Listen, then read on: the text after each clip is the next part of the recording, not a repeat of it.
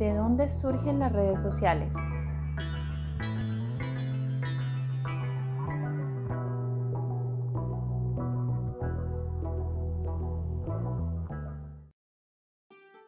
Con la llegada del Internet y sus múltiples facilidades, la comunicación comenzó a reinventarse a partir de las décadas de los 80. Pero fue en los años 90 y años 2000 cuando estas formas de comunicación evolucionaron para mantenernos conectados con amigos, familiares y colegas, sin importar la distancia ni el tiempo. Queremos compartirte un resumen de las primeras plataformas que surgieron. En 1995, Randy Conrads crea el sitio web classmates.com con el fin de que la gente pudiera recuperar o mantener el contacto con algunos compañeros del colegio o la universidad. En 1996, Degrees es ampliamente considerado como el primer sitio de redes sociales. Fundado por Andrew Weinrich en mayo de 1996, el sitio se lanzó al año siguiente y combinó características populares como perfiles, listas de amigos y afiliaciones escolares en un solo servicio. En el 2001, Rise. En los primeros días de las redes sociales, los profesionales de negocios recurrieron a Rise para hacer conexiones.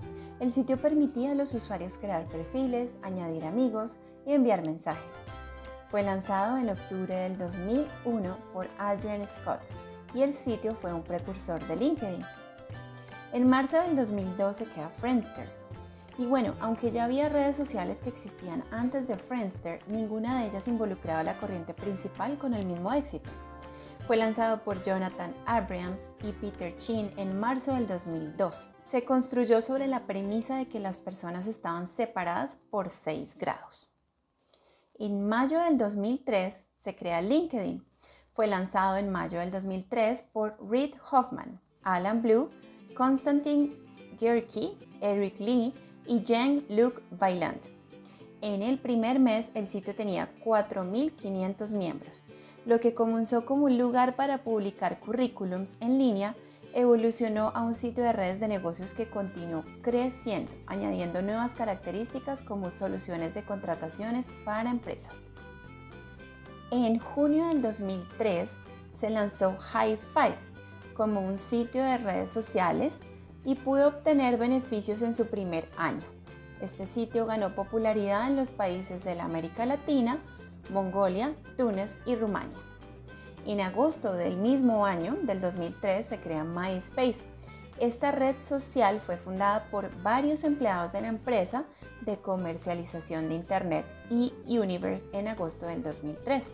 En el año 2004 se crean 2 redes muy importantes, Orkut, y bueno, este comenzó como un intento fallido de comprar Friendster en el 2003 y la compañía continuó y lanzó el sitio de redes sociales Orkut en enero del 2004. Y en febrero del 2004 se crea el tan famoso Facebook. Es uno de los sitios más controvertidos de la historia. Este fue lanzado en febrero del 2004 por Mark Zuckerberg. El sitio era inicialmente exclusivo para los estudiantes de Harvard y finalmente se hizo público en septiembre del 2006. La preocupación por la privacidad ha sido un tema constante en la compañía, desde el programa Beacon, que extrajo datos de usuarios del sitio web de terceros sin permiso, hasta las complicadas configuraciones de privacidad. En el año 2005 nace YouTube. Este sitio web fue creado por los ingenieros Chad Hurley, Steve Chen y el diseñador Jawed Karim, quienes se conocieron cuando trabajaban en PayPal. YouTube fue lanzada oficialmente el 5 de febrero del 2005 en San Bruno, California. Existen varias especulaciones de cómo se originó YouTube, pero según Hurley y Chen, la idea surgió ante las necesidades y problemas de compartir videos realizados en una fiesta en San Francisco. Sin embargo, se ha considerado esta versión como una historia simplificada para mostrarla al mercado. En el 2006 se crea Twitter. La red social Twitter fue creada en este año en marzo, pero fue lanzado en julio del mismo año. Este microblogging nació gracias a Jack Dorsey, Noah Glass, Lee Stone y Evans Williams. La idea se originó dentro de la compañía Aodeo, situado en San Francisco, donde se estaba llevando a cabo un servicio de radio online que no tuvo éxito debido al lanzamiento de un producto similar de iTunes. En el 2009 se crea algo que todos usamos últimamente y es el WhatsApp. Este se crea gracias a la idea de uno de sus fundadores, Jan Koum. En primera instancia, él quería crear una aplicación que permitiera enviar notificaciones a amigos, pero luego la idea cambió y el objetivo cambió a crear una aplicación de mensajería instantánea. En el 2010 se crea una red que particularmente me encanta, se llama Pinterest. Teniendo en cuenta que no existía una página web con tal fin, sus creadores comienzan a trabajar en lo que hoy conocemos como Pinterest. A partir de su lanzamiento en el 2010, su crecimiento fue muy lento, pero jamás se detuvo. Ya en el año 2013 tenía más de 70 millones de usuarios en todo el mundo y actualmente supera los 200 millones de usuarios. En el 2010 también se crea una red que creo que a todos nos encanta y se llama Instagram. Esta aplicación nació para ser la favorita de 800 millones de usuarios en el mundo. Se desarrolló por primera vez en San Francisco y sus creadores pensaban en reunir sus conocimientos para crear un proyecto fotográfico móvil. Y así nació Instagram, un producto que fue lanzado en el Apple App Store el 6 de octubre del 2010. En el 2017 se crea TikTok, que actualmente está siendo utilizada por millones de usuarios. Este tiene su origen en la compañía china ByteDance, dueña de Tuitao, que es un buscador muy popular en su país. Originalmente se llama Douyin, que significa sacudir la música en chino. En el 2017 nace una red que personalmente no he usado, se llama Mastodon. Nació en este año con una estética similar a la de Twitter. En aquel momento incluso se habló de una clonación sin escrúpulos, pues el timeline es muy similar. El concepto de perfil e imagen de cabecera son idénticos y en lugar de tweet y retweet en Mastodon se puede tuitear y retuitear.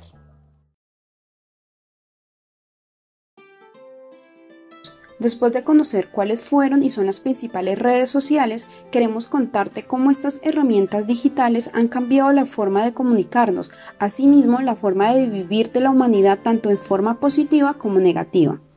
Desde el punto de vista educativo, las redes sociales son poderosas herramientas didácticas. Ello implica que tienen bastante acercamiento de modo sincrónico entre el hablante, entre el oyente, entre la comunidad, entre la parte social. Es bastante importante el auge que han tomado las redes sociales en estos tiempos. El uso de la red permite que las personas se acerquen más rápidamente, que la comunicación fluya de manera rápida, continua, sistemática, organizada. Eso genera un ambiente comunicativo bastante complejo y bastante dinámico. Entonces, desde ese punto de vista, las redes sociales son una herramienta bastante valiosa desde el punto de vista didáctico, para el buen desempeño, en el caso de la academia, de los estudiantes. Desde luego que hay que saber utilizar qué mecanismos para aplicar para que las redes sociales sean efectivas. Con el uso constante y casi necesario de las aplicaciones y redes sociales, la comunicación ha pasado de ser un ejercicio de los grandes conglomerados a un ejercicio de autocomunicación, es decir, es una cultura de autonomía y de comunicación correspondida, donde cada usuario pueda ser parte de la construcción del mensaje. Como lo indica en su ensayo Manuel Castell, donde nos dice: la nueva cultura de la autonomía ha encontrado en las redes de comunicación por internet y telefonía móvil un medio incomparable de autocomunicación y organización de masas. Mantenernos informados a la inmediatez es una de las necesidades principales de los usuarios de redes sociales, pero esta misma ventaja se ha tornado en un arma de doble filo, donde la desinformación y la divulgación de noticias falsas se han convertido en el pan de cada día. Como lo recomienda en su página web el Círculo de Periodistas de Bogotá, Es importante tener en cuenta algunas herramientas para evitar caer en la información falsa. La primera de ellas es conocer los sitios de verificación de información como ColombiaChat, verificado.mx y chequeado. Segundo, tener en cuenta las listas y bases de datos de bulos. Los bulos son esas cadenas de noticias falsas. Tercero, usar guías de verificación como FISDRAT y no como cuento. Cuarto, poner alertas en los navegadores. Y quinto, usar herramientas para verificar las fotos y los videos. Es simplemente su uso, la manera como ella se utiliza como herramienta. La mayoría de los casos, desafortunadamente, las personas, sobre todo los jóvenes, utilizan las redes sociales para desinformación, aunque el uso que tienen didáctico es bastante notorio. La cantidad de desinformación que se maneja por esas redes es descomunal. Sería muy interesante que nuestros jóvenes, que nuestros niños, que nuestros adultos tuvieran una cultura bastante importante o bastante acertada para el uso de estas redes. Ciberacoso, delitos virtuales y bullying. Cuando estamos tan inmersos en el uso de la tecnología y las redes sociales, también nos exponemos a muchos riesgos y uno de estos es el ciberacoso. De acuerdo con Marcos Calvo, en su artículo para el Periódico de España, hay 3 tipos de acoso en Internet. El primero es el ciberacoso, el segundo el ciberacoso sexual y el tercero el ciberbullying. El primer supuesto se refiere a un acoso entre adultos en un sentido estricto, mientras que para que haya ciberacoso sexual tiene que ser patente la finalidad sexual de los comentarios. Por último, el ciberbullying implica que el acoso se da entre menores. Se dan también de forma presencial en la corporeidad, pero en este sentido, en el sentido virtual, tiene muchísimo más riesgo porque no estamos evidenciando directamente las dos partes. Es decir, hay una interferencia y hay una, por decirlo así, una barrera entre una persona y la otra, pues las dos partes que representan como tal el fenómeno. Son dos desventajas realmente de la tecnología, del mal uso de la tecnología y que requieren como tal un apoyo y que requieren como tal una supervisión por parte de los padres en el caso del bullying, que se da más que todo en las personas que son, o en los niños, en los menores de edad. Y el ciberacoso se da mayormente pues como tal en las mujeres. Es oportuno que cada uno de nosotros que hacemos estas prácticas virtuales y que a diario nos estamos relacionando de forma virtual, tengamos en cuenta nuestra seguridad y pues nos protejamos en ese sentido. Es importante aprender y distinguir cuando una persona está siendo víctima de este tipo de delito para así mismo poderlo denunciar. Además, se recomienda a padres de menores que les permiten el uso de las redes leer las condiciones de uso y de privacidad, donde se tengan en cuenta poder instalar un perfil e instalar todos los dispositivos y programas contra malware que no expongan y así no poder exponer al usuario al acoso. Durante el confinamiento, los modos de consumo han ido cambiando y las redes sociales han tenido que adaptarse a las demandas de los usuarios, que no solo disponen de más tiempo libre, sino que también necesitan encontrar nuevas formas de entretenimiento. Las redes sociales se han convertido así en el espacio de los usuarios para compartir emociones y hacer causa común frente al coronavirus y, por supuesto, entretenerse. TikTok, que ya se había convertido en la red social con mayor crecimiento en el mundo con más de 800 millones de usuarios, ha conseguido en este confinamiento retener aún más a sus usuarios. Esta aplicación permite a los usuarios de forma rápida y sencilla crear videos de hasta 60 segundos sobre cuestiones cómicas, retos o tendencias que hay en el mundo. Y de este modo les facilita generar sus propios contenidos personalizados, factor que gusta muchísimo a esta generación. Y por supuesto, no nos podemos olvidar de Instagram, que tanto a niños, jóvenes, adultos o adultos mayores nos encanta para poder publicar nuestro contenido, nuestras fotos y compartir con nuestros amigos y familia. 10 consejos para el uso adecuado de las redes sociales. Primero, corrobora la información. Segundo, busca información clara y precisa en las fuentes oficiales. Tercero, no la compartas si no estás seguro. Cuarto, comparte información cierta y positiva. Quinta, cita siempre la fuente de información. Sexta, evita tuitear links que no se hayan comprobado o de sitios web que no estén verificados. Séptima, comprueba la autenticidad de las imágenes. Octava, evita reenviar en formatos de cadena información falsa a tus contactos. Novena, cuida la calidad de los mensajes y si recibes una amenaza, repórtala de inmediato.